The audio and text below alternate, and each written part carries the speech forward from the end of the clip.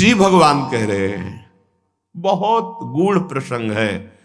अगर आज का प्रसंग समझ लेंगे तो प्रियाजू के चरणों में लिपट जाएंगे कि मेरे बस की बात नहीं। ध्यान से सुनिएगा। आत्मैव तदिदं विश्वम सृज्यते सृजति प्रभु। बहुत सुंदर विषय। भगवान ने अपने आप से अपने आप का सृजन किया है, दूसरा कुछ नहीं।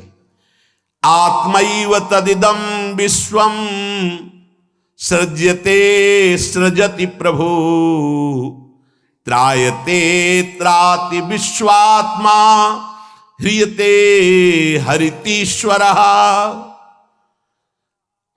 उसने अपने आप से अपने आप को बनाया। त्रायते त्राति विश्वात्मा ह्रियते हरितीश्वरः, और अपने आप से अपने आप की रक्षा की, पालन किया। और फिर ह्रियते हरितीश्वरः, फिर अपने आप से अपना संहार किया। यह है सत्य विषय। उद्धव तस्मान्नहात् बनोन्यस्मा दन्यो भावो निरूपितः निरूपितेयं त्रिविधा निर्मूला भातिरात्मनि इदं गुणमयं विद्धि त्रिविधं मायया कृतम। इसलिए उद्धव तुम सच्ची बातें समझो। मैं अपने आप से अपने आप को रचा, अपने आप से अपने आप का पालन किया और अपने आप से अपने आप का संहार कर लूंगा। किसको दोष दर्शन दें, किसकी निंदा करें, किसकी प्रशंसा करें? कोई दूसरा हो तब ना। अब कह रहे हैं हां, जिनको ज्ञान दृष्टि नहीं प्राप्त हुई है, व्यवहार दृष्टि प्राप्त हुई है, वो ये बात ना समझकर भिन्न देखते हैं। ये अच्छा, ये बुरा, ये स्त्री, ये पुरुष, ये जड़, ये चैतन्य, आदि आदि। उद्धव, ज्ञान दृष्टि के अतिरिक्त मेरे इस रहस्य को किसी और दृष्टि से नहीं जाना जा सकता। जो कुछ भी तुम्हें दिखाई दे रहा है, प्रतीत हो रहा है, तुम्हारे चिंतन में आ रहा है, ये केवल मैं ही मैं हूं। देखो, पीछे मन को लगाने की दो युक्तियां बताई गई थी। आपका मन जहां जहां जा रहा है वहां भगवान देखने की चेष्टा करे। वो वस्तु, वो व्यक्ति, वो पदार्थ, वो श्री भगवान ही हैं। क्योंकि जब पहले सृष्टि नहीं थी तो श्री भगवान थे। भगवान ने अपने आप में सृष्टि रची तो सब कुछ भगवान है, और जब समेट लेंगे तो केवल भगवान बचेंगे। तो जहां जहां मन जाए, जिस वस्तु, व्यक्ति, स्थान में, उस श्री भगवान को देखिए कि ये वस्तु, ये व्यक्ति, ये स्थान मेरे आराध्य देव बने हुए। दूसरी बात कही गई थी, जहां जहां मन जाए वहां से हटा के अपने लक्ष्य में लगाइए। बार बार मन को ऐसा करने से वो मन लक्ष्य में लग जाएगा, स्थिर हो जाएगा। अनिर्वचनीय मैं ही सब रूपों में स्वयं विराजमान हूं। इसलिए मेरी सृजन लीला देखकर, मेरी पालन स्थिति लीला देखकर और मेरी संहार लीला देखकर मेरा भक्त विचलित नहीं होता, क्योंकि मैं ही मैं स्वयं का सृजन, पालन और संहार कर रहा हूं। ये जो तीन प्रतीतियां हो रही, सृजन, पालन, संहार, अध्यात्म, अधिदैव, अधिभूत, ये बिल्कुल निर्मूल हैं। जैसे माया, जैसे स्वप्न में कुछ नहीं था, वैसे ही माया के द्वारा कुछ नहीं है। न सृजन है, न पालन है, न संहार है। मान सकते हो? मलिन अंतःकरण अज्ञान की स्थिति में कैसे मान पाओगे? ना होने पर यह प्रतीत हो रहा है। कैसे? ये तीन गुणों के प्रकाश से, सतोगुण, रजोगुण, तमोगुण के प्रभाव से दृष्टा, दर्शन, दृश्य, ये त्रिविधता पैदा हो गई। ऐसी त्रिविधता को मिटाने के लिए हमें मानव जन्म मिला है, साधना मिली, किसी और को पाने के लिए नहीं, अपने आप को जानने के लिए।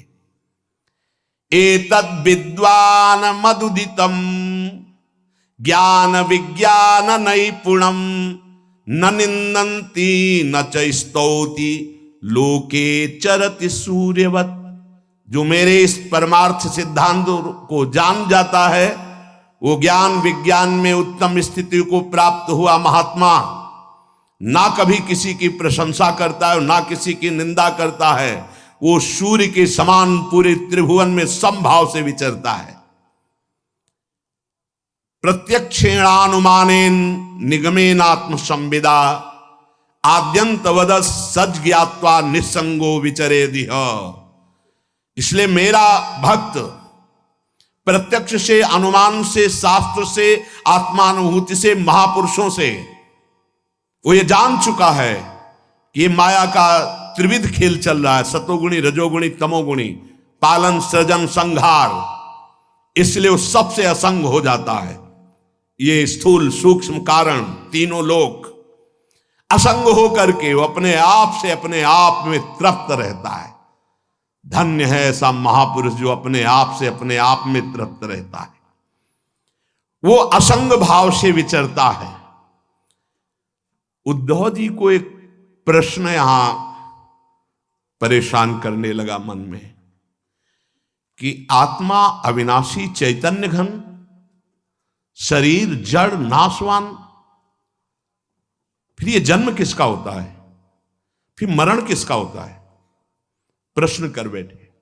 बहुत सुंदर प्रश्न है और बहुत सुंदर उत्तर है। यदि आप समझ पाए तो आप प्रियाजू के चरणों में भाग पड़ेंगे, क्योंकि आपकी समझ के परे की बात है।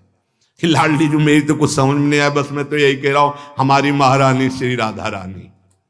इसलिए थोड़ा धूप का ताप लगे ना तो वृक्ष की छाया अच्छी लगती है। देखो, संसार से मुक्त होने के लिए ये बहुत जोर का प्रश्न है। उद्धव जी ने कहा, नैवात्मनो न देहस्य संस्कृतिर्दृष्ट दृश्ययो अनात्मस्व दृशोरीस कस्य स्युदुपलभ्यते। प्रभु, ये चर्चा आपको मिलेगी नहीं प्रायः, क्योंकि कथन और श्रवण के लिए स्थान की भी जरूरत होती है। तो यह श्रीधाम वृंदावन और यहां व्यक्त अव्यक्त बड़े बड़े महापुरुष पधारे हुए हैं। तुम्हारी दृष्टि नहीं है तो तुम्हें व्यक्ति समझ में आएगा। जहां भगवत शास्त्रों का सत्संग होता है वहां सनक सनंदन सनातन सनत कुमार श्री हनुमान जी महाराज बड़े बड़े महाभागवत पधारते हैं, और उन्हीं के सानिध्य से समझ में आ सकता है। ये विशुद्ध भागवत परमार्थ मार्ग है। उद्धव जी ने पूछा कि भगवान, ये जो आत्मा है ये दृष्टा है और शरीर जो है ये दृश्य है। आत्मा स्वयं प्रकाश है और देह जड़ है। ऐसी स्थिति में ये जन्म मरण किसका होता है? आत्मा का जन्म मरण हो नहीं सकता, क्योंकि स्वयं प्रकाश है। और जड़ शरीर का हो नहीं सकता, क्योंकि नाशवान विकारी है, ये तो यही नष्ट हो जाता है। महाराज, ये मरता कौन है और जन्मता कौन है? ना आत्मा और ना शरीर। अगर ये शरीर जन्मता मरता है तो शरीर को नष्ट करने के बाद फिर अब जन्म मरण खत्म हो जाना चाहिए, पर फिर शरीर मिलता है। आत्मा को हो नहीं सकता, क्योंकि स्वयं प्रकाश निर्विकार चैतन्य घन। तो ये होता किसको है जन्म मरण? इसका होना उपलब्ध है कि होता है जन्म मरण, तभी होता किससे है भगवान? हे जगत गुरु, आप हमारे संशय की निवृत्ति करें। आत्मा व्ययो गुणः शुद्धा स्वयं ज्योतिरनावृतः अग्निवद्दारुवच्चिद्देहा कस्येह संसृति। नाथ, आपकी कृपा से इतना तो पता चला है कि आत्म तत्व अविनाशी है, प्राकृत अप्राकृत गुणों से रहित है, शुद्ध स्वयं प्रकाश है, कोई भी आवरण उसे ढक नहीं सकता। शरीर विनाशी है, साकार है, अशुद्ध है, आत्मा से प्रकाशित है और आवृत है माया के गुणों से। प्रभु, आत्मा तेज स्वरूप प्रकाशमान शरीर काठ की तरह अचेतन, फिर ये जन्म मृत्यु संसार किसको प्राप्त होता है? कौन है जो बार बार जन्मता है मरता है? श्री भगवान वाच यावद्देहेन्द्री प्राणै रात्मनः सन्निकर्षणम संसारा फलवास्तावत् पार्थो अविवेकिनः। भगवान श्री कृष्ण ने कहा, प्रिय उद्धव, बहुत तुमने विशुद्ध परमार्थ के स्वरूप का प्रश्न किया है। यद्यपि इस संसार का ज्ञान में कोई अस्तित्व नहीं है, अज्ञान के कारण यह भास रहा है, पर ध्यान देने योग्य बात, जब तक ये देह का अभिमानी है, मैं स्त्री मैं पुरुष, मैं ये देख रहा हूं, मैं खा रहा हूं, मैं बोल रहा हूं, इंद्रियों का अभिमानी है, प्राणों का अभिमानी है, तब तक आत्मस्वरूप जो निर्विकार सच्चिदानंदमय है, इस भ्रांति के कारण बार बार जन्म और मरण को प्राप्त होता रहता है। यद्यपि ना उसका कभी जन्म होता है ना मरण होता है, फिर भी भ्रांति, ये भ्रांति स्वप्न की तरह है। अर्थे हृद्यमाने पी संस्कृतिर्न निवर्तते ध्यायतो विषयानस्य स्वप्ने नर्थागमो यथा। जब तक इसको ये भान रहता है कि मैं स्त्री हूं, मैं पुरुष हूं, मैं अपनी इंद्रियों से भोग रहा हूं, मैं ये भोगा हूं, ये भोगूंगा, ये उसकी भ्रांति ऐसे है जैसे स्वप्न में। और स्वप्न में प्राप्त हुआ सुख दुख जब तक जागता नहीं तब तक सत्य भासता है। स्वप्न की विपत्तियां या स्वप्न का सुख कोई भी सत्य नहीं है, पर वो जब तक जगाया नहीं जाएगा तब तक उस विपत्ति या सुख को भोगता रहेगा। ऐसे ही बिल्कुल न जन्म है न मरण है, आत्म तत्व निर्विकार, शरीर भ्रमात्मक त्रिगुणात्मिका माया से रचा हुआ। पर जो साधक, जो मनुष्य अपने को स्त्री या पुरुष मानकर और विषय भोगों का चिंतन करता रहता है, वो अज्ञानी स्वप्नवत भोगों में फंसा हुआ जन्म मरण रूपी संसार से कभी निवृत्त नहीं हो सकता। पहली बात, जो नींद में देख रहा है स्वप्न को, तो उसमें सब सत्य उसे भास रहा है, पर जो जग करके फिर चिंतन किया तो उसे झूठा नजर आया। तो जगना है भगवान की प्रेम में, भगवान की विशुद्ध तत्व ज्ञान में। उद्धव जी जब तक जगा नहीं है तो उसका परिचय है शोक हर्ष भय क्रोध लोभ मोह स्पृहादय अहंकारस्य दृश्यन्ते जन्म मृत्युश्च नात्मनः। बार बार इससे शिकार होना पड़ेगा मृत्यु का, काल का। किसे? जिसके हृदय में अहंकार है। ये बहुत खतरनाक चीज है। अहंकार सब में है, केवल महाभागवत भगवत प्रेमी महात्मा में नहीं या शुद्ध तत्ववेत्ता ज्ञानी में नहीं, दो के अलावा सब में है। ये थोड़ा कम है, थोड़ा ज्यादा है, वो बढ़ता घटता साधन के अनुसार। लेकिन पूर्ण अहंकार रहित होने का मतलब जीवन मुक्त महापुरुष। अहंकार किसी एक वृत्ति में नहीं है, हर वृत्ति में है, सोच में है, शरीर में है, इंद्रियों में है, अंतःकरण में, स्वभाव में, सबका मूल अहंकार। ये स्वभाव अहंकार से युक्त हो गया। मेरा मन, मेरी बुद्धि, मेरा चित्त, मैं ये करता, मैं ये भोगता, ये पूरा अंतःकरण अहंकार। मैं ये देख सकता हूं, मैं बोल सकता हूं, मैं सुन सकता हूं, मैं तुम्हारे मन की बात जान सकता हूं, ये सब अहंकार। शरीर, मैं स्त्री, मैं पुरुष, मैं गोरा, मैं जवान, मैं विद्वान, मैं धनवान, में बड़ी बाढ़ है अहंकार की। इसी के कारण शोक हर्ष भय क्रोध लोभ मोह स्पृहादय। शोक होना, हर्ष होना, भय होना, क्रोध होना, काम होना, लोभ होना, मोह होना, स्पृहा होना, जिसके अंदर यह है उसे जन्म मृत्यु चक्र से कोई नहीं छुड़ा सकता। भगवान कह रहे वो मृत्यु का बार बार शिकार होगा, काल उसे मारेगा। जिसके अंदर अहंकार है, शोक है, हर्ष है, भय है, क्रोध है, काम है, लोभ है, मोह है, स्पृहा है। आत्मा से इनका कोई संबंध नहीं है। देहिंद्री प्राण मनोभिमानो जीवोंतरात्मा गुण कर्म मूर्ति सूत्रम महानित्युरुदेव गीता संसार आधावति काल तंत्र अमृतमय है। देह अभिमान, इंद्रिय अभिमान, प्राण मैं बलवान, मन अभिमान, इनमें जो स्थित है अपने स्वरूप को भूल करके, वो अभिमानी बार बार जन्म और मरण लेता, बार बार जन्म मरण को स्वीकार करता है। वो अपने स्वरूप को नहीं जानता, इसीलिए उसका नाम जीव रख दिया गया।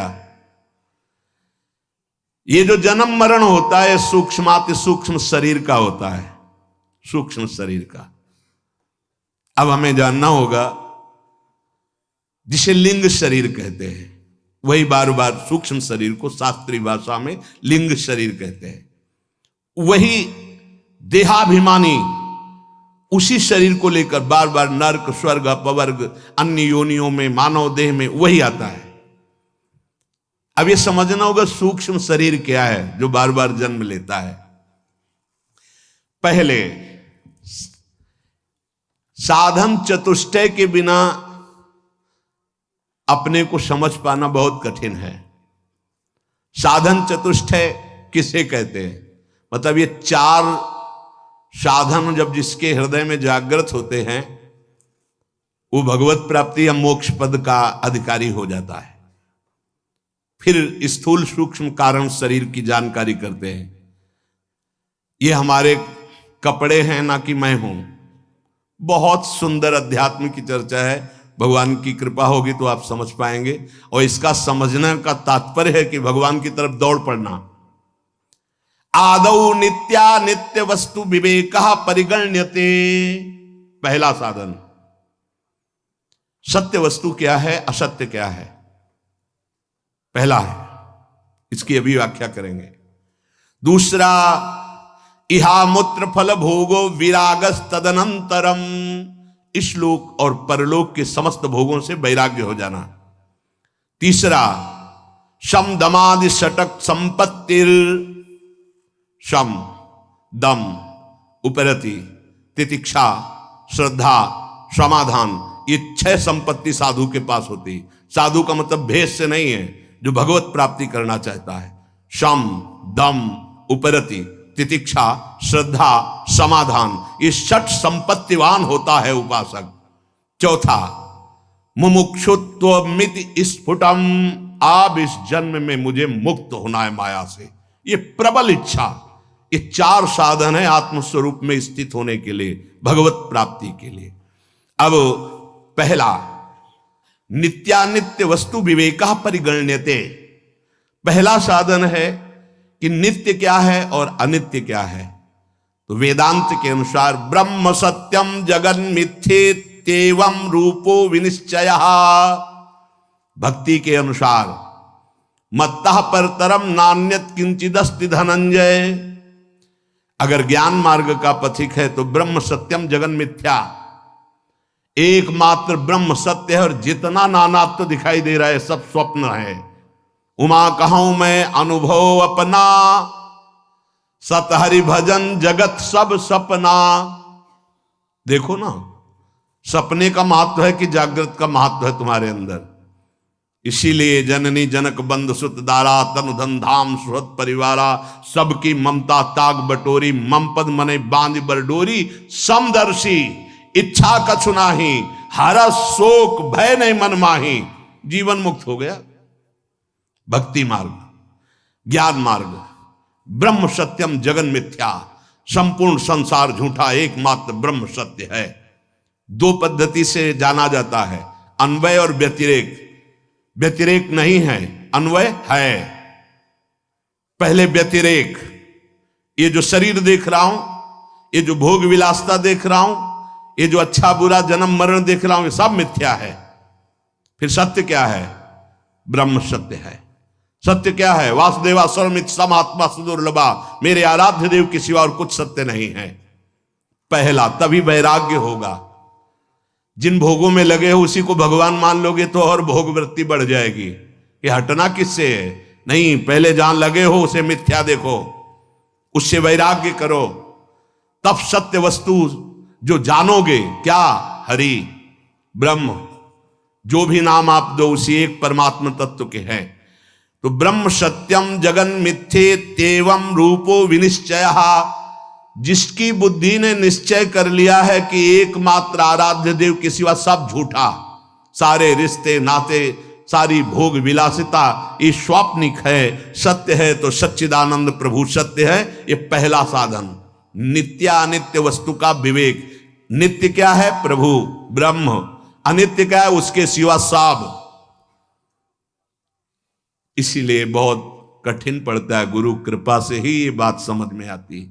दूसरा है इहामूत्र फल भोगो विरागस तदनंतरम।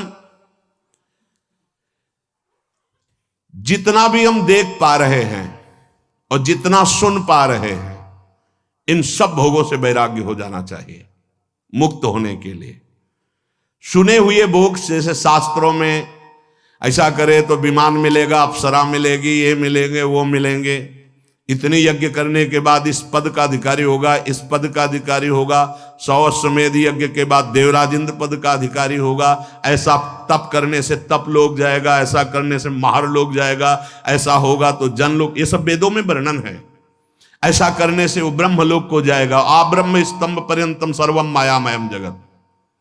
जिस उपासक को ये बात समझ में आ गई, इष्ट के सिवा कुछ नहीं, न इस लोक के भोगों में राग, न परलोक के सुने हुए भोगों में राग, उस परम वैरागी को दूसरा साधन प्राप्त हो जाता है, जो दर्शन और श्रवणादि के द्वारा देह से लेकर ब्रह्मलोक पर्यंत संपूर्ण अनित्य भोग पदार्थों का घृणा बुद्धि से त्याग कर चुका है। नारायण स्वामी, ब्रह्मादि के भोग सब विषम लागत ताई, नारायण ब्रज चंद की लगन लगी जाए। समझो कितना कठिन है भोगों का राग। यहां से ही नहीं, यहां से लेकर ब्रह्मलोक तक कोई भी भोग उतरे और तुम्हारा मन चलायमान ना हो, उतरता है, उसे दूसरा नहीं जानता, वही उपासक जानता है जो जिस कोटि का होता है। जैसे आप मृत्यु लोक के भोगों पर विजय प्राप्त कर लिए तो आपके पास अप्सरा आएंगे, आपके पास दैवी आकर्षण आएगा, आपको ऐसा आएगा जैसे स्वप्न में आता है। बैठे बैठे एकांत सेवन कर रहे हैं, आपके सामने वो दृश्य उपस्थित है, चिल्ला पड़े, नहीं प्रियाजू, हे करुणामयी स्वामिनी, ये मेरा मन कहां खत्म दृश्य, आगे बढ़ो। हर लोक का भोग आएगा, हर लोक की आकर्षणकारी वृत्तियां आएंगी। बोले हमारे सामने तो नहीं आती, 100 ग्राम बर्फी में तो मन चलायमान हो गया, तुम्हारे सामने स्वर्ग का भोग आवे है? यहां का साधारण पांच भौतिक शरीर तो तुम्हें गिरा दिया तो तुम्हारे सामने अप्सरा आएगी। भले समझो, यहां लाख 10 लाख करोड़ का आदि तो तुम्हें गिरा दिए तो तुम्हारे पास सिद्धियां आएंगी। समझो, जब इस लोक के किसी भी भोग का आकर्षण उपासक के अंदर नहीं रहता तब दैवी आकर्षण उपस्थित होता है। पूज्यपाद उड़िया बाबा के पास ऐसी देव सुंदरियां स्वर्ण की थालों में विभिन्न प्रकार के खाद्य पदार्थ लेकर, और बाबा मुझे स्वीकार करो, भोग स्वीकार करो, भाग पड़े बाबा। और जब भागे बहुत और अंदर से पुकारा गुरुदेव, तब पीछे मुड़ के देखा कुछ नहीं, दैवी सब। उनको बड़ा आनंद आया कि चलो भयभीत हो गए, कम से कम राग तो नहीं हुआ, आगे बढ़े। इस लोक में जो दर्शन किया, श्रवण किया, परलोक की जो बातें श्रवण करी, कहीं भी कोई आसक्ति नहीं, घृणा बुद्धि से कि सब माया में जादू का तमाशा है, सत्य है तो प्रियालाल सत्य है, प्रभु सत्य है, उसे वैरागी कहते हैं। दूसरा साधन। तीसरा बहुत जोर की संपत्ति है, यह साधक की संपत्ति है। बोले शम दमादि षटक संपत्ति है। पहला शम, बार बार जो इंद्रियों में विषयों का आकर्षण आता है उसमें दोष दृष्टि होना, कुछ नहीं। कौन सा ऐसा द्वार है जहां से अमृत निकलता है? कौन सा ऐसा भोग है जो हमें परम सुख प्रदान कर सकता है? बार बार दोष दृष्टि और उसका चित्त विरक्त हो गया है, चित्त, और अपने लक्ष्य पे स्थित हो गया है, उसे शम कहते हैं। चित्त को ही संकल्प विकल्प करने के कारण मन कहते हैं। जिसका मन अपने आराध्य देव में आसक्त हो गया है, कोई भोग उसे विचलित नहीं करता है, वो पहला संपत्तिवान है। शम रूपी संपत्ति उसको प्राप्त हो चुकी है। दूसरा, विषय येभ्यः परावर्ते स्थापनम स्व स्व गोलके उभये सा इंद्रियाणाम सा दमः परिकीर्तितः। बिना किसी भोग का अवलंबन लिए हुए हर इंद्रिय अपनी अपनी जगह अंतर्मुख। नेत्र खुले हैं पर केवल लक्ष्य दिखाई दे रहा है, कान है पर उसे केवल अपने आराध्य देव की बात, मंत्र, नाम सुनाई दे रहा है। हर इंद्रिय अपने गोलकों में स्थित होकर अंतर्मुख हो गई है। अभी हमारी हर इंद्रिय बहिर्मुख है। ज्ञानेंद्रियां और कर्मेंद्रियां दोनों को साधक ने खींच लिया है और खींच करके अपने स्थानों पर स्थित कर दिया है, उसे दम कहलाता है। वो उपासक दम संपत्तिवान है, अपनी 10 इंद्रियों को अधीन कर लिया है। क्यों? क्योंकि शम में ही पहले घृणा हो चुकी है, यहां से लेके ब्रह्मलोक तक के भोगों से दोष दृष्टि हो गई है उसकी। उन भोगों से उसको किंचन मात्र भी सुख की आशा नहीं रही, तो इंद्रियां अपने आप अंतर्मुखी हो गई। वो दम स्थिति को प्राप्त हो। बोले तुम में दम हो तो करके दिखाओ। तो सच्चा दम यह है कि अपनी इंद्रियों को, चाहे ज्ञानेंद्री चाहे कर्मेंद्री, वो भोगों से हटा करके सच्चिदानंद अपने लक्ष्य में स्थित है। वृत्ति का बिल्कुल बाह्य ना होना, किसी भी बाह्य विषय से आकर्षित ना होना, इसी का नाम उपरति है। कई बार चर्चा की है। पहले शम दम उपरति। भोगों की लालसा है पर मैं भोगूंगा नहीं क्योंकि भगवत प्राप्ति करना, इसे त्याग कहते हैं। यहीं से शांति शुरू हो जाती है। त्यागात् शांतिरंतरम, ये पहला त्याग। दूसरा, भोगों की उपस्थिति होने पर ये भोग सुख देंगे, ये भाव ही खत्म हो चुका है अंदर से, उसे बैरागी कहते हैं। तीसरा, ये भोग है ऐसी वृत्ति ही खत्म हो चुकी, उसका नाम उपरति है। सम दम उपरति। सम अपने चित्त का, अपने मन का आराध्य देव में स्थित हो जाना, कहीं आकर्षित ना होना। दम अपनी 10 इंद्रियों को निज गोलकों में स्थित करके अंतर्मुख कर लेना। उपरति, किंचन मात्र त्रिभुवन में कोई भोग सामग्री भी है ऐसा भान न रह जाना, उसे उपरति कहते हैं। अब तितिक्षा, सहनम सर्व दुखानाम प्रतिकार पूर्वकम चिंता विलाप रहितम सा तितिक्षा निगद्यते। उपासक को जो तितिक्षु है, सहनशील, सबसे बड़ा पहला लक्षण है महात्मा का, चाहे वह गृहस्थ हो चाहे विरक्त हो, भगवत मार्ग के पथिक का। तितिक्षवः, भगवान कपिल देव जी ने कहा। फिर कहा कारुणिका सुहृदा सर्वभूताना, आगे बात अलग है। पहला है तितिक्षवः। किसे कहते हैं तितिक्षवा? बोले सहनम सर्व दुखानाम, समस्त दुखों को बिना प्रतिकार किए हुए सह जाना। कोई निंदा कर रहा है, कोई अपमान कर रहा है, या शरीर रोग से ग्रसित हो गया, या कुछ भी, हर दुख को सहना, अपनी दिनचर्या में फर्क नहीं पड़ने वाला। सच्ची बात समझना। एक संत को देखा तो वो एक करवा रखते थे और उसमें पंजीरी रखते, सेनपुर में, जिसमें बाबा सरकार मग्नानंद सरस्वती जी रहते थे, पास में ही था, वो उनका आश्रम था। वो 4 घंटे गंगा जी में खड़े होकर के मंत्र जाप करते थे। अलग अलग संतों की दिनचर्या होती है। तो कछुआ ने काट लिया। अब रोज खड़े होना, कोई औषधि नहीं, प्रतिकार नहीं उसका, तो वहां सड़न पैदा हो गई और पूरा पैर पक गया। अब उनसे जब औषधि के लिए कहा जाता तो वो मना कर देते थे कि नहीं नहीं ठीक है, कोई परेशानी नहीं। सच्ची तितिक्षा ये है कि प्रतिकार किए बिना आए हुए प्रारब्ध भोग को सह जाना। जैसे पूज्य राधा बाबा फिसले खड़ाऊं से और उस समय त्रिपुर सुंदरी का अनुष्ठान कर रहे थे और टूट गया अंग। बांस की खपाच बंधवाई, लेकिन कोई इंजेक्शन नहीं, कोई एलोपैथिक दवा नहीं। बड़ा मुक्त होना, देखा ना कितना कठिन। सहन तितिक्षवा, ये तितिक्षा शब्द ये तो शरीर का हुआ। अब सूक्ष्म शरीर, काम का वेग, क्रोध का वेग, लोभ का वेग, मोह का वेग, मद का वेग, मत्सर का वेग, बिल्कुल शांत, कोई जान नहीं सकता, अंदर ही अंदर सह गए, उसे कहते तितिक्षवा। बिना कोई प्रतिकार किए सारे कष्टों को सह जाना, सर्दी गर्मी बरसात। तो सहनम सर्व दुखा ना म प्रतिकार पूर्वकम, बिना कोई प्रतिकार के आए हुए हर दुख को सह जाना, ये सहनशीलता है, ये तितिक्षा है। फिर श्रद्धा, शम दम उपरति तितिक्षा और श्रद्धा। जैसा गुरुदेव बोले बिल्कुल वैसा, बिना विचार किए वैसे का वैसा मानना, जैसा शास्त्र आज्ञा कर रहा है वैसे का वैसा मान लेना, इसे श्रद्धा कहा गया है। और श्रद्धावान लभते ज्ञानम, वही शुद्ध ज्ञान और भक्ति को प्राप्त होता है। तुम्हें लाभ दिखाई दे रहा है लेकिन गुरुदेव को हानि दिखाई दे रही, गुरुदेव की बात मानो, नहीं, जो वो कह रहे हैं हमें अक्षरशः पालन करना है। अब इसके बाद समाधान, कई बार कहा है कि चित्त का समाधान हो जाना चाहिए, साधक का समाधान के विषय में कोई प्रश्न नहीं होना चाहिए। क्या समाधान? सर्वदा स्थापनम बुद्धे शुद्धे ब्रह्मणि सर्वथा तत्समाधान मित्युक्तम न तो चित्तस्य लालनम। कह रहे हैं चित्त का दुलार करना समाधान नहीं कहलाता।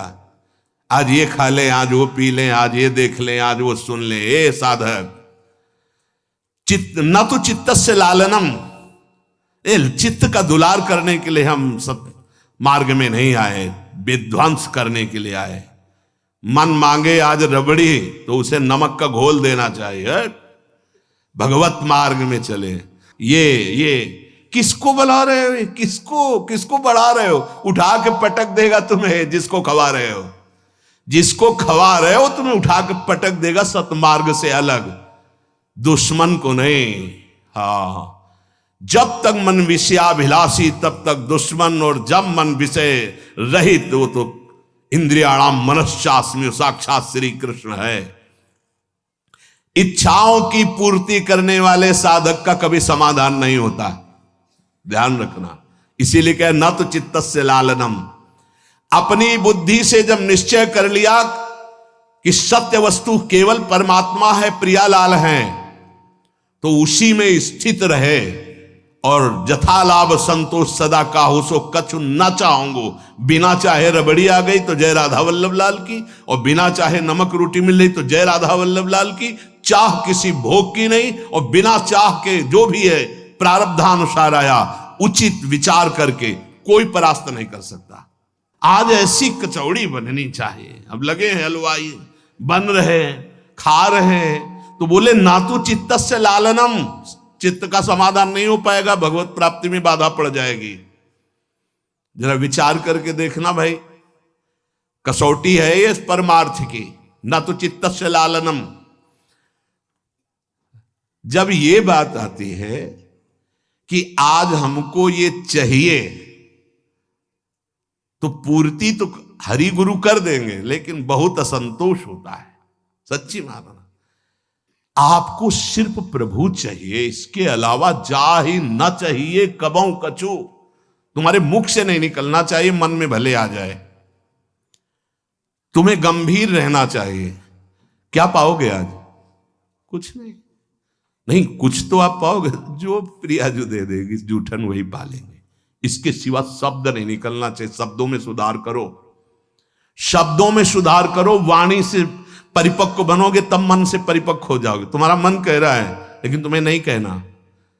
आज उत्सव है, आप सब मिलकर बताइए क्या पवाया जाए? ये कुछ नहीं, कुछ तो फिर जो आप दे देंगे श्री जी की जूठन वो पालेंगे।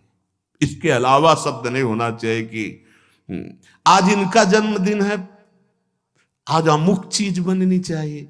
ये अमुक चीज श्री जी के लिए बननी चाहिए। आपकी अगर भाषा भी निकले, आज हमें मन करता है कि श्री जी को आज ये पवाया जाए क्या? हाँ, ये श्री जी को पवाया जाए। ये तो बात समझ में आ गई। नहीं, आज अमुक उत्सव है, आज अपने लोग ये पाएंगे, गए, आप समझो साधन से चले जाओगे। पक्का समझ लीजिए, ये चित्त का लालन करना, दुलार करना, ये बहुत हानिकारक है। ये सब इंद्रियों को फ्री कर देगा। जो हम समेटना चाहते हैं, बिखरी पर्यो मन सिमटत नाही, इंद्र लीनो जीत सिद्रुदा जी। तो समाधान क्या है?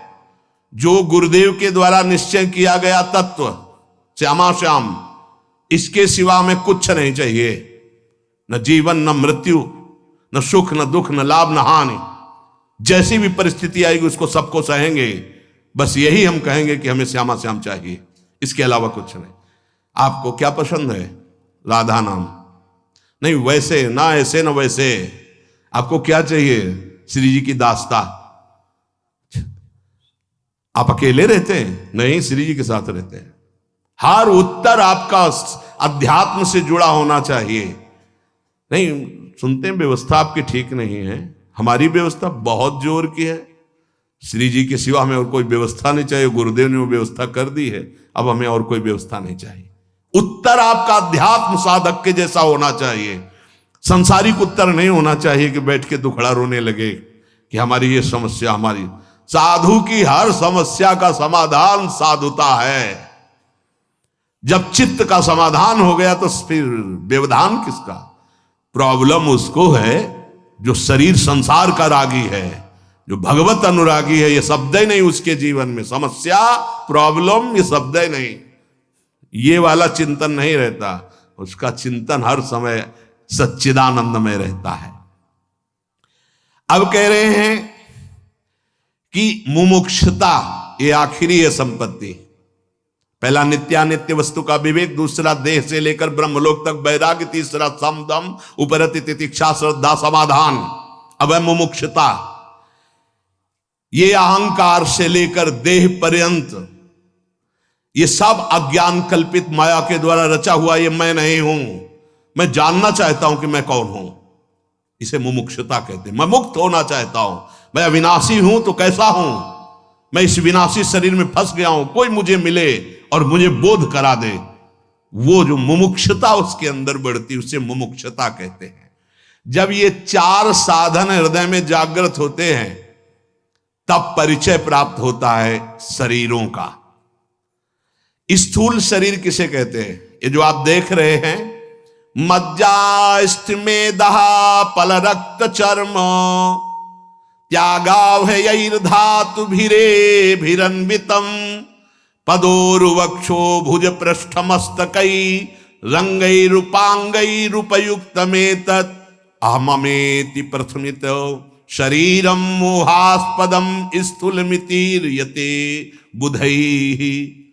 मज्जा, हड्डी, मेदा, मांस, रक्त, चर्म, त्वचा, इन 7 धातुओं से बने हुए इस ढांचे को, इसमें कहीं आप नहीं है।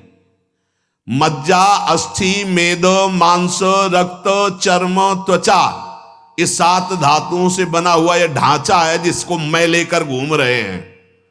मैं गोरा, मैं काला, मैं, यही बंधन। ध्यान से सुनो। चरण, जंघा, छाती, भुजा, पीठ, मस्तक, ये अंग उपांगों से युक्त जो ढांचा है, इसमें माया के द्वारा मैं और मेरा भाव स्थित हो चुका है। इसे स्थूल शरीर कहते हैं। जो आप देख रहे हो, ये आकाश, वायु, जल, तेज, पृथ्वी, ये 5 भूतों से बना हुआ है। इसमें मज्जा, अस्थि, मेद, मांस, रक्त, चर्म, त्वचा है। इसमें चरण, जंघा, छाती, भुजा, पीठ, मस्तक आदि अंग उपांग हैं। और इसमें जो अहंकार हो गया कि मैं स्त्री, मैं पुरुष, मैं गोरा, मैं काला, मैं बलवान, मैं जवान, मैं महत्वशाली, मैं अमुक कुल का, यही तुम्हारी दुर्गति का कारण बंधन है। अहंकार स्थूल बिल्कुल अलग है, बिल्कुल एक कपड़ा है, आत्मस्वरूप नहीं है। और इसे हमने आत्मस्वरूप मान रखा है, मैं। इसी से पंच विषयों का भोग करता रहता है अहंकारी। शब्द, स्पर्श, रूप, रस, गंध। ये स्थूल शरीर मूढ़ पुरुषों को बांधे हुए है, ज्ञानियों को नहीं, प्रेमियों को नहीं। थे बचन मिथुन मुख निसरत, सुन सुन देह दसाकिन भूलो। किसी भी मार्ग के पथिक हो, पहले इससे राग अपना हटाना पड़ेगा। बिल्कुल ठसा बैठा है, मैं स्त्री मैं पुरुष। देख लो, जब तिलक लगाते हो तो शरीर के माथे पे लगाते हो या अपने? देख लो, अपने लगाते हैं। हाँ, यही अहंकार, इसी को भूलना है। एक स्थिति ये भी आती है कि ये सब भूल जाते हैं। लिखंति भुजमूल तून खलु शंख चक्रादिकम विचित्र हरिमंदिरम न रचयंति बालस्थले, लसत तुलसी मालिकाम दधत कंठ पीठे नवा, गुरुर भजन विक्रमात् को इहिते महाबुद्धया। वो ऐसी स्थिति को पहुंच गया, होश ही नहीं तिलक लगाने का, कंठी बंदी की नहीं, होश ही नहीं, क्योंकि शरीर ही को होश नहीं है। पर वहां तक पहुंचने के लिए लगाना है। ऐसा ना हो कि कल से लगाना बंद कर दे कि हम उस स्थिति में हैं। हाँ, नहीं, ऐसे बहुत जल्दी आज सिद्ध हो जाते। ये स्थूल शरीर का राग विषय भोगों में फंसाता है। स्थूल शरीर समझ गए? इसका राग शब्द स्पर्श रूप रसगंध भोगना, ये काले सर्प से भी अधिक भयानक जहरीला है। सामने अब उसकी व्याख्या कह रहे कि काला सर्प डसेगा तो जब डसेगा तभी मरोगे, एक ही शरीर नष्ट होगा। ऐसे देख ले तो मर जाएगा, सूंघ ले तो मर जाएगा, छू ले तो मर जाएगा। क्या? शरीरों का राग। बोले एक जन्म नहीं 7 जन्म तक, जन्म जन्म नहीं जन्म जन्म। क्या बोलता चला जा रहा है? शरीर राग कैसे बोल रहा है? हम जी नहीं सकते तुम्हारे बिना। क्या हुआ? बोले देख लिया, मर गया। क्या हुआ? बोले छू लिया, मर गया। सांप ने तो डसा तो एक शरीर नष्ट किया, और ये अनंत जन्मों से आसक्ति चली आ रही। स्त्री आसक्ति, पुरुष आसक्ति, भोग आसक्ति, श्रवण देखना, क्या क्या सब प्रपंच। आंख से देखने वाले तक को मार देगा यह विषय। सौबरी जी 50 ब्याह, अजामिल पूरी जिंदगी बर्बाद। वो तो पुत्र के बहाने नारायण, देख लेने से मार देगा, डसने की जरूरत नहीं है। हाँ, शरीर में पूरा विषय विष भरा हुआ है। आकर्षण, आसक्ति, राग। बीछी के पूंछी बसे, बिच्छू के तो पीछे केवल डंक में जहर है, और मुख में बसे भुजंग। सांप के केवल मुख में है, मुख भर न डसने पावे तो खिलौना है वो, कुछ नहीं है। केहर के नख में बसे, सिंह के पंजों में विष है, वो मार दे तो मूर्छित हो जाओगे। और पांचभौतिक शरीर के सब अंग में जहर है। इसकी रचना ऐसी हुई है, सब अंग। देख लिया तो मर गए, छू लिया तो मर गए, भोग लिया तो मर गए। मर गए, अब जी नहीं सकते, ऐसे दलदल में फंस गए, भोगना ही पड़ेगा। अब कोई निकला हुआ महापुरुष तुम्हें निकाल ले तो निकाल ले, नहीं। ये भोगों का दलदल ऐसा है कि बातें बनाते रहो, कसम खाते रहो, भोगते रहो। पक्की बात, गंगा मैया और जमुना मैया और भगवान और चाहे जिसकी कसम खा लो, जिस दिन भोग सामने आएगा परास्त करके बैठ जाएगा आपको, आपके चित्त में गिरा के बैठ जाएगा। ये बड़े बड़ों की बात है, छोटे की बात नहीं। इसे कहते हैं स्थूल शरीर, जिसे आपने अभी सुना। जब कोई स्थूल शरीर का राग रखकर इस परमार्थ में आता है तो उसे ये परमार्थ ऐसे लील जाता है, परमार्थ को ऐसे लील जाता है जैसे तैर कर जाने वाले को मगरमच्छ लील जाता है। शरीर रागी। फिर क्या होता है? दंभ और पाखंड। परमार्थ पाई भर नहीं होता और पूरा किलो भर पाखंड अंदर बैठ जाता है। बिल्कुल पक्का समझ लो, शरीर राग। शरीर राग ही नष्ट करना बैरागी का पहला धर्म है। कहीं और भाग के जाने की जरूरत नहीं, सत्संग में भाग के आने की जरूरत है। सत्संग से ही सर्वसंगोपहो ही माम। नहीं, चाहे जितनी गुफा में बैठ जाओ, इसका राग बना रहेगा। जिसने गुरु कृपा से प्राप्त विवेक और वैराग्य के तलवार से इस शरीर राग रूपी ग्राह को नहीं मारा, वो इस संसार समुद्र में तत्काल लील लिया जाएगा, आगे कदम परमार्थ में नहीं चल पाएगा। और जिसने गुरु कृपा पात्र बन करके विवेक रूपी तलवार से इस शरीर राग को नष्ट कर दिया, वो सुख पूर्वक संसार समुद्र से पार हो जाता है।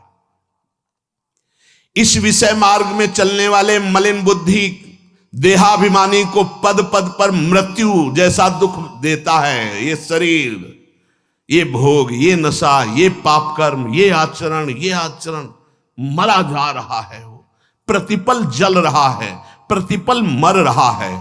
इसलिए अय उपासक, तू मोक्ष धर्मावलंबी है, मुक्त होना चाहता है इस संसार से, तो तू इस शरीर राग को पहले विष मान और विष का त्याग कर। विष को मत पी, ये तू शरीर नहीं है। ये देह अनादिकाल से हमको प्राप्त होती रही है, कभी सुअर, कभी कुत्ता, कभी, और हर देह में हम आसक्त होते रहे हैं। इस मनुष्य देह से तू अपना राग छुड़ा सकता है। जो उपासक केवल शरीर पोषण में लगा रहता है, ध्यान से सुनिए, सर्दी आई नख से सिख तक कवर। क्या तुमने अपने को शरीर मान रखा है यार? ये देखो, अभ्यास देखो, या कौन सा आप लगाते हो गर्म कपड़ा, सहते हो ना, शुरू से अभ्यास, यहां कोई कपड़ा नहीं बांधा तो अभ्यास आपका दृढ़ हो गया। संसारी पुरुष फंसे तो फंसे, आप बैरागी हो। जितने से शरीर आपका कांपना रुक जाए, धीरे धीरे सहना शुरू करो, फिर ऐसी सहन शक्ति लाओ कि एक अचला ओढ़कर पार कर दो। एक हमने महात्मा को चित्रकूट में देखा, बैसाख का महीना था, मंदाकिनी के त्रिकोण पर, ऐसे पत्थर पर वो लेटे थे, शाम का समय था। तो युगल किशोर से कहा, ये जिंदा है या मृत? बोले जिंदा है। तो हम कहा, बैसाख का महीना और मोटा कंबल, और वहां जो बराबर नहीं था, त्रिकोण था, ऐसे था, पर ऐसे चिपके हुए थे। अब हम कहा इनके दर्शन करके जाएंगे। बोले अंदर मत जाना, विक्षेप उनको पसंद नहीं, एकदम वो एकांत प्रिय। तो हम कहा बाहर बैठे, हम बाबा जी हैं, जब निकलेंगे रात्रि में, जब वो निकले, क्या उनकी गंभीरता नेत्रों की, क्या उनका वैराग्य, कुछ नहीं, बस एक कंबल, कुछ नहीं, दूसरा शरीर में कुछ नहीं, केवल कंबल ऐसे, और तेज ऐसा कि मानो भुवन भास्कर उदय हो रहे हो, शांति टपक रही थी चेहरे से। जो निकले साष्टांग दंडवत किया, महाराज जी, महाराज जी। वो बिल्कुल नहीं देखे, वो कंबल ऐसे घसीटते हुए आगे। महाराज जी, आप जैसे गुरुजन यदि बात नहीं करेंगे तो हम जैसे नवीन साधक कैसे आगे बढ़ेंगे? महाराज जी, मैं कुछ केवल जानना चाहता हूं, परमार्थ विषय। खड़े हो गए, लौट कर देखा, एक ऐसी छोटी दीवार जैसी थी, बैठ गए तत्काल आसन पे। बोलिए। ऐसा लगा कि भगवान हम पर प्रसन्न हो गए, साधु समागम मिला। अब महाराज जी, पहला प्रश्न है कि बैसाख का महीना है, इस समय एक बनियान भी धारण करना कठिन है, आप इतना मोटा कंबल? बोले 12 महीना ओढ़ता हूं, इसका अभ्यास किया है। महाराज जी, आपके गले में कंठी, ऐसा देखने से लगता है आप वैष्णव हैं। हाँ, हमारी उपासना श्यामा श्याम की है, पर मैं वैराग्य की पुष्टता के लिए चित्रकूट में रहता हूं, ये भगवद आदेश से रहता हूं। महाराज जी, आप वहां क्यों लेटे थे? मैं विक्षेप शून्य जीवन व्यतीत करता हूं, मुझे कोई डिस्टर्ब ना करे, इसलिए वहां रहे। अब महाराज जी, कोई आप अनुभव की बात बता दीजिए जिससे हम परमार्थ में पुष्ट रहें। हर समय शरीर को पवित्र रखो, इंद्रियों को पवित्र रखते हुए ही गुरुमंत्र जपना। अगर अपवित्र दशा में गुरुमंत्र जपा जाएगा तो काम आदि दोषों का वर्धन कर देगा। महाराज जी, फिर आप भिक्षा कैसे करते हैं? एक बार चित्रकूट की गलियों में घूमता हूं, जो बुला के दे देता है पा लेता हूं, अन्यथा बिल्कुल शब्द पे शब्द उत्तर, और बस चल दिए। कई बार मिले उनसे, कई बार उनसे दर्शन संभाषण हुआ, बहुत प्यार दुलार, बस एकांतिक जीवन। अगर उपासक इस स्थूल देह का दुलार करेगा तो मानो ग्राह का पोषण कर रहे हो और तुम्हें खा जाएगा, यही नष्ट कर देगा। ये स्थूल देह जन्म मरण जरा स्थूलता, नाना प्रकार के भोग, बाल्यापन, जवानी, बुढ़ापा, ये नाना प्रकार के दुख, ये नाना प्रकार के मान अपमान निंदा स्तुति में फंसाने वाला है, सिर्फ फंसाने वाला। अगर उपासक सावधान नहीं हुआ तो स्थूल शरीर से फंसा देगा। अब आगे वर्णन करते हैं, कल चर्चा होगी सूक्ष्म शरीर। स्थूल जब छूटता है तो यहीं रह जाता है, जिसे आप सुना बिल्कुल बेकार का है। काम बस इतना इससे कि आप भजन करके भगवत प्राप्ति कर लो, ये केवल दुर्लभ है भगवत प्राप्ति के लिए। अगर भगवत प्राप्ति नहीं हुई तो कुछ काम का नहीं, और एक क्षण में मिटिया मेट हो जाने वाला है। पर इतना भ्रम हो गया कि मैं ही हूं, ए भाई बहुत बुरा भ्रम है ये। इसी को, अरे गाल लाल नहीं है, वो बताना चाहते हैं कि अब तुम्हारा बुढ़ापा आने वाला है, फिर भी ऊपर लाल ही लगाए हैं गाल। हाँ, भौं बिगड़ी हुई है, फिर भी एक एक बाल उखड़वा के उसको सुंदर, कितने दिन रख पाओगे सुंदर? अरे असलियत में जैसे हो वैसे बने रहोगे तो वैराग्य हो जाएगा कि यार अब तो शरीर बूढ़ा हो रहा है, अब तो चलो भगवान की तरफ। लेकिन भगवान की ऐसी लीला है, दांत बिगड़ गए तो बत्तीसी लगवा ली, आंख बिगड़ गई तो ऑपरेशन करवा के शीशा लगवा लिया, बहु बिगड़ रही तो चुनवा के वो ब्यूटी पार्लर में जाके। स्त्रियों के अलग होते हैं, पुरुषों के अलग होते हैं।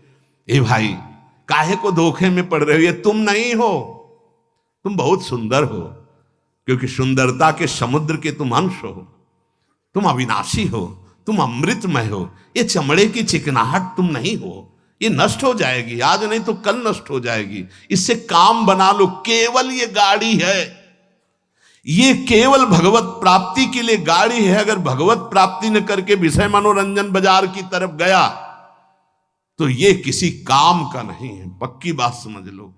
मरने के बाद पशुओं का शरीर काम में आ जाता है, उनके चमड़ा, उनकी हड्डियां, इसका कुछ काम में आने वाला नहीं, और ये क्षण भंगुर किसी भी समय नष्ट हो सकता है। भगवत प्राप्ति कर लो, इसकी यही सार्थकता है। अगर नहीं समझ पाए तो भोगों में फंसा देगा। शरीर राग तुम्हारा अगला जन्म तय कर देगा, नष्ट कर देगा। तो स्थूल शरीर तो यहीं छूट जाता है, सूक्ष्म शरीर का अभिमान सहित अगला जन्म होता है। और आत्म तत्व यद्यपि ज्ञान स्वरूप है, यद्यपि कभी नहीं बंधा, पर भ्रम से सूक्ष्म शरीर पर आसक्त होने के कारण उस अजन्मा को जन्म का कष्ट होता है, उस अविनाशी को मरने का कष्ट होता है। आगे चर्चा सूक्ष्म शरीर क्या है, हम उसमें कैसे आसक्त हैं। श्री राधा वल्लभ लाल की।